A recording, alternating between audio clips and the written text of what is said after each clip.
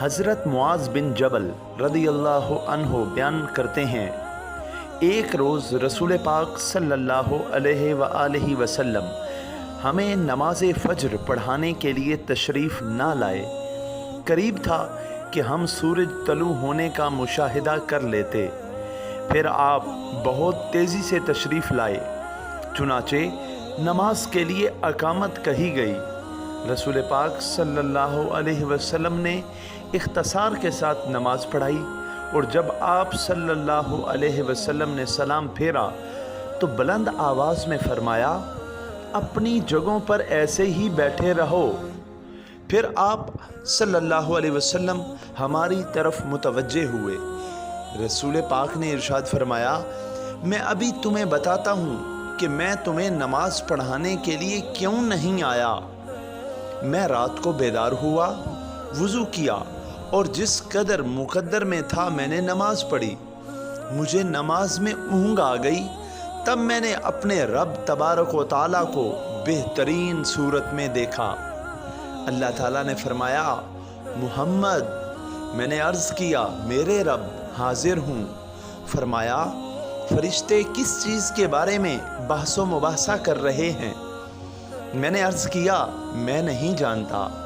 اللہ تعالیٰ نے 3 مرتبہ ایسے فرمایا۔ رسول پاک صلی اللہ علیہ وسلم نے فرمایا، میں نے اسے دیکھا کہ اس نے اپنے ہاتھ میرے کندھوں کے درمیان رکھا، حتیٰ کہ میں نے اس کی انگلیوں کے پوروں کی ٹھنڈک اپنے دل اور سینے میں محسوس کی، اور میرے سامنے ہر چیز واضح ہو گئی اور میں نے پہچان لی۔ پھر رب تعالیٰ نے فرمایا، محمد، میں نے عرض کیا، میرے رب، میں حاضر ہوں۔ فرمایا، مقرب فرشتے کس چیز کے بارے میں بحث و مباحثہ کر رہے ہیں؟ میں نے عرض کیا، گناہ مٹا دینے والے اعمال کے بارے میں۔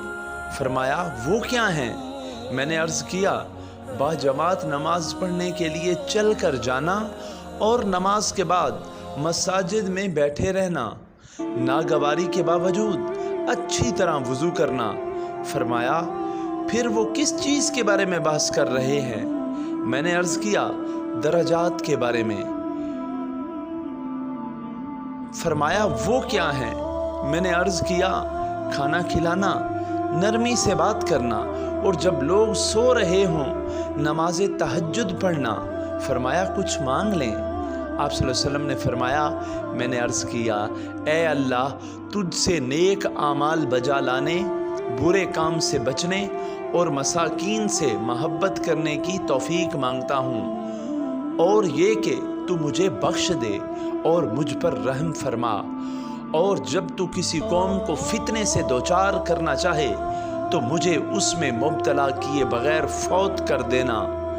میں تجھ سے تیری محبت، تجھ سے محبت کرنے والوں کی محبت اور ایسے عمل کی محبت کا سوال کرتا ہوں جو مجھے تیری محبت کے قریب کر دے۔ پھر رسول پاک صلی اللہ علیہ وآلہ وسلم نے ارشاد فرمایا، یہ خواب حق ہے، اسے یاد کرو اور پھر اسے دوسروں کو بتاؤ۔ اللہ ہم سب کو رسول عربی صلی اللہ علیہ وسلم کے ان فرامین پر عمل پیرا ہونے کی توفیق عطا فرمائے، آمین بجاہ النبی الامین۔